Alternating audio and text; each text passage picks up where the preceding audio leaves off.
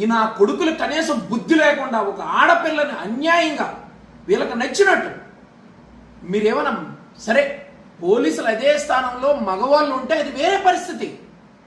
మీకు నచ్చినట్టు చేసినా సరే వాళ్ళు నిలబడగలరు.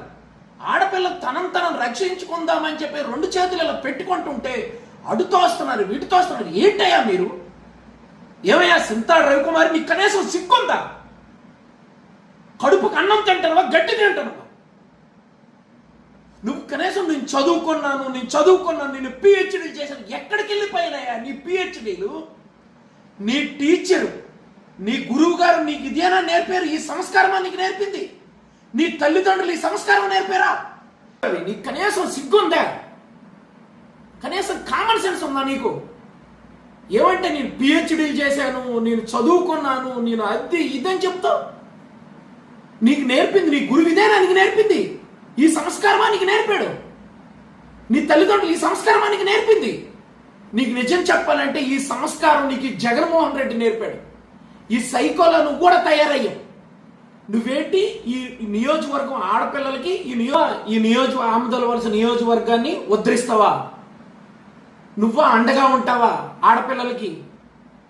ఆ నియోజకవర్గాన్ని నువ్వు అండగా ఉంటావా? ఒక మహిళా పోలీస్ అనే ఒక గౌరవం లేదు, కనీసం లేదు. వాళ్ళందరికీ రెచ్చగొట్టుకుంటూ వెధవలందరూ రెచ్చగొట్టి నువ్వే ఆవిడ పైన చేతులు వేస్తున్నావు, మీదకి వెళ్ళిపోతున్నావు. ప్రతి ఒక్కరు చేతులు వేస్తున్నారు.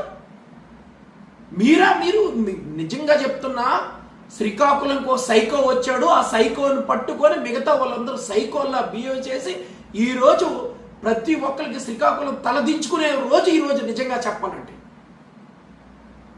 మీరు కనీసం ఎస్పీ గారు, మీకు మేము విన్నవించేది ఏంటంటే తక్షణమే దీన్ని మీరు సుమోటాగా తీసుకొని ఎవరెవరైతే ఈ సైకో నా కొడుకులు ఈరోజు ఒక మహిళా పోలీస్ పైన ఇలాంటి అగత్యానికి పాల్పడ్డారో ప్రతి ఒక్కరిని మీరు సుమోటాగా తీసుకొని లోపల వేయాలని చెప్పేసి మేము మనస్ఫూర్తిగా కోరుకుంటున్నాం.